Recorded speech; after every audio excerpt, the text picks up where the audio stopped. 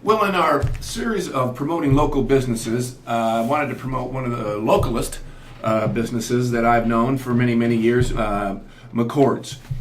With me today is Jake McCord, recent graduate of that fine institution, Purdue. And I asked Jake for a couple of reasons. One, I've known Mike, his father, knew his dad, Jim, as well, and knew just what a foundation they've provided for this community for many, many years in so many aspects, whether it's volunteerism, whether it's donations to multiple sports teams or any community activity. I see some McCords there.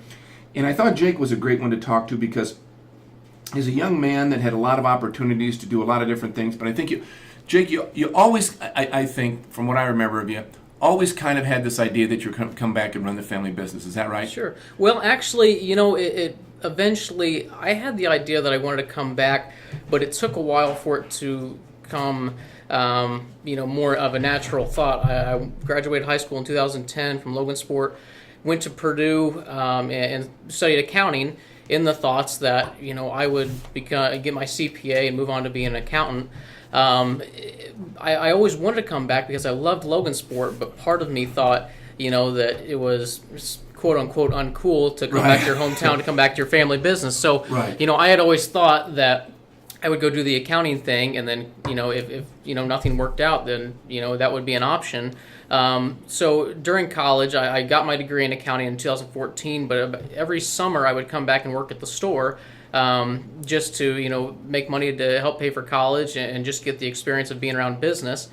And about sophomore year, I really started to enjoy the things that were going on in the business. It gave you just an array of different business, especially being local and being sort of an independent retailer. It gave you so much more than, just your corporate business. And so I really had to look myself in the mirror, and I had an accounting professor my sophomore year say to the class that, accounting, the money gets you out of bed for a couple years, and then you have to really think about, if this is really what you want to do. What a great line. Yeah. I've never heard that before. That's a great line. But it's crazy because, he was upfront and honest with all of us students that are, taking these classes, and it hit me, and I thought, man, and I thought about the business, and I said, I really love working there. And so, my dad and I went to lunch at some point in the summer, and I finally said to him, I said, Dad, I think I want to come back. And this is something that he had never, pushed me to do at all. You'd think, oh come on, what did he really? He honestly never really even mentioned having me back. Now, he wanted to have me back, but he just didn't want to put that pressure. So, I had to sit down and I said, I think I really want to come back. And at that point, he said, all right, great, I'm all in. Well, I tell you what, your professor's a wise person. I've always talked to young people about, you can have a job, you can have a career, or you can have a passion. Mm-hmm. And if you really want to, when you get to be old and craggy toothed like your dad and I, you want to look back, and say, I did something more than a paycheck. Sure. I made a difference. And McCord's has made a difference. So I've noticed in the last couple of years, and I've never thought about it, but it's kind of parallels your career there. Mm-hmm. There's been some big changes at the store. I think your dad's kind of a survivor because you go through a lot of small towns, and man, those do-it centers are boarded up. Absolutely. Because you got the big box stores that come in and suck out money of the town, don't put any money back into town. But your dad, what are some of the things that you've done? I know you bought, was it the Radio Shack franchise? Yeah, so around 2011, 2012, the Radio Shack was talking about going out of business in the mall. My dad saw it as an opportunity. We had some space to keep a local business alive, keep a few jobs, and offer more. One of the things that we're trying to do in our business is to keep up with the times. If you stay stagnant, then you get run over with some of the new trends. But he thought that it would be unique to have something like a Radio Shack where you have these items that people need every day to offer that in the store. So when I came back in 2014, this was right about the time that the Staples here locally was going out of business. And again, my dad saw this as an opportunity. It's crazy to think that you would have to go to Kokomo or some other town to get office supplies, exactly, to ship. So credit to him, he saw this as an opportunity to keep more businesses local. And we had lost a couple office supply stores when Staples first came. So Barton's, I think Barton's, Barton's was one of them. Local store that went under because of Staples, but then all of a sudden Staples left, so we had nothing.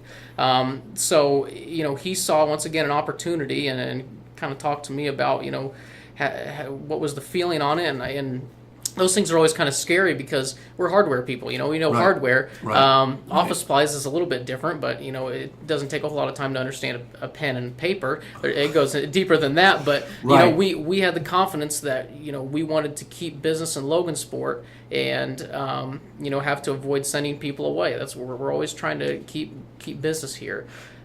So then, a lot of people have the perception that we bought Staples. We actually didn't. We just kind of started our own thing. We had a couple vendors through Do It Best that got the ball rolling. Then we had to go to a couple conferences to figure out what exactly we'd be offering. We stopped into many Staples all over Indiana to see how their setup was. Really? And one of the big things that came out of that was the Copy Print Center, which we have Julie Warner there, that was one of the managers at Staples, that kind of knew the ropes. So we communicated with her what machines we needed, what the layout wanted to be. So it was a very broad, again, credit to him, it was a very broad picture that I was a young kid coming out of college. I tried to help as best I could, but he was really the brains that was pushing this forward and making it all happen. So we got the ball rolling, and credit to most of the businesses in town, because it would be so easy to simply choose to shop online, go to staples.com, quill.com, and Amazon. But there were a lot of people that when we said, we have this office supplies, we'd like to offer it to you. It's a little, it's not the best running system right now, but if you give us a chance, we're going to make it happen. And they put the confidence in us, and so now we have a lot of local businesses that are getting their office supplies. But there's such a different market. We talk about e-commerce, we talk about Staples.com, Quill, Amazon, than your normal retail, where you're now fighting these online places that are offering quick service, quick delivery, low prices. And so, every day we are trying to find ways to combat the thing. Why should you buy McCord's? Well, it's local. Well, we always like to say we want you to buy local, but we don't want it just to be because it's local. We want to offer fast delivery. We want to have low prices. We want to give you service that can't be provided, through an online retail. If you have questions, we want to be a face you can talk to.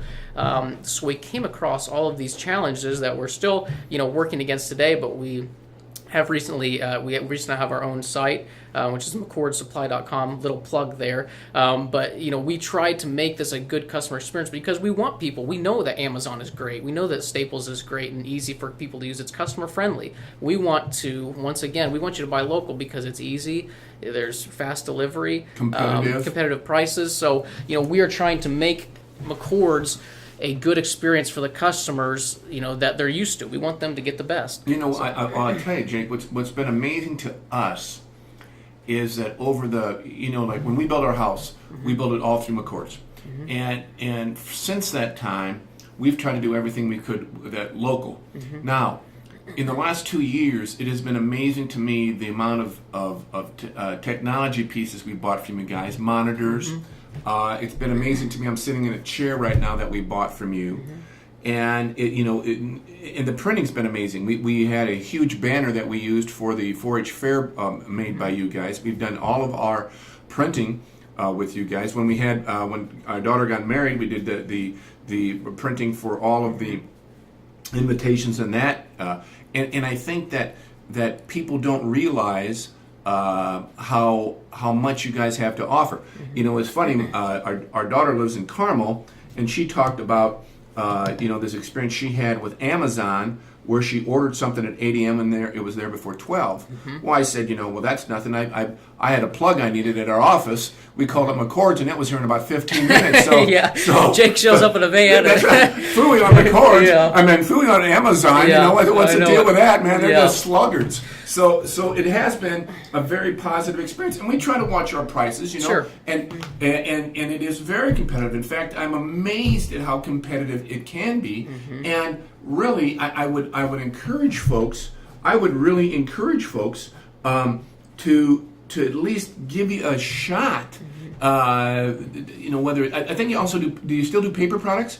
Yeah. Yep. We do paper and other things, but you mentioned all this stuff that you get. There's a lot of towns where this would not work.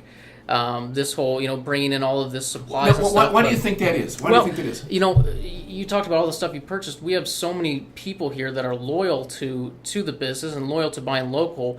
I think that you have to have a certain town, city, community that is on board with buying local, and I think we have that here in Logansport. Thank goodness. I mean, we're so fortunate to have such a great group of businesses that support each other, that know the big picture, know that the money you put in goes out to donations, goes out to scholarships. So it is. We are fills the community boards with workers on there. Absolutely, we are so thankful that people have given us a shot over the years, and we're still trying to grow. But it's never too you never get too busy to stop and thank everyone that has been with us from the start and that has come on board. It's been great, and so Logansport is a special town, and that's I talked about coming back here. I realized that Logansport was special, and I enjoyed the people here. I enjoyed the community. I enjoyed things like church and the businesses that I was familiar with. So there were so many reasons in my mind why I wanted to come back that it turned out being a no-brainer ultimately. So I tell you what, I could Mike told me this, and I thought it spoke very highly of your company. That when you were doing the major redo, you had some water problems. Oh yeah. And I can't remember what day. I can't remember what day it was, but it was I don't know if it was a holiday or something. What was it? A holiday? I came in on the 24th, Christmas Eve, because we were redoing our roof, and unfortunately we had snow that was sit on the roof and through the nail holes and whatever. I mean, just the process of building a roof, it's hard. It's a hard thing to do at any point in the year. So snow would melt and it would leak through, and people would come in and it looked so dark in there. People said, "Are you closing?" I said, "No, we're just we're trying to get a roof on." So I came in the 24th because I just wanted to check and make sure everything was okay. And of course, there's standing water on the ground. We were closed, thank goodness, but I started sucking up the water. Let it be. Okay, great. Christmas Day rolls around. You wake up with your family, have a great Christmas. So I went in that evening because snow, and all of a sudden it would melt. Sucked all that stuff up, and then what I call one of the darker days of the company, the 26th, the day after, we were set to have a family Christmas down with our aunt and uncle in Indy. And I get there, and water is everywhere. It's coming in from the back door. We put trash cans everywhere just to. And I'm sitting there thinking, what am I going to do? So kind of a dark moment for me, but I said, well, you can either sit here and let it pile up, or you can start doing something. So I opened the doors up, and I took a big trash can, started filing everything, put a sump pump in there, just started sucking it out. And it kept on coming in, and it started raining again. I thought, oh my gosh. I texted my dad. I said, hey, I'm not going to make it to the family Christmas thing. I got to get this going. He said, okay, well, we'll try to figure something out. So another employee, Nancy Musselman, who has been with us forever, and she is wonderful, came in because she was doing some of the banking, and she looked and she said, "This is a mess, Jake." And I said, "I know." So she called her husband, and they came in and they started help putting tarps up. Again, this is a testament to some of our great employees. See, that's it. That's it. Yeah. So they're day after Christmas, they're putting tarps up, and one of the tarps snaps and falls over the paint section. We had tarps over everything to try to save inventory. One of the tarps snaps, so they're working on that. These things are heavy, full of water. Sure. My dad comes in and says, "I can't go to family Christmas now. This is a disaster." So at this point, we're texting some of the management employees, just saying, "Hey, if you have time, stop in," and it's a constant stream of sucking out water. So finally, my family comes in. My three siblings and my mom come in because they're still going to go to this family Christmas, and they said, "Oh my gosh, we can't go now either." They just felt this obligation to help.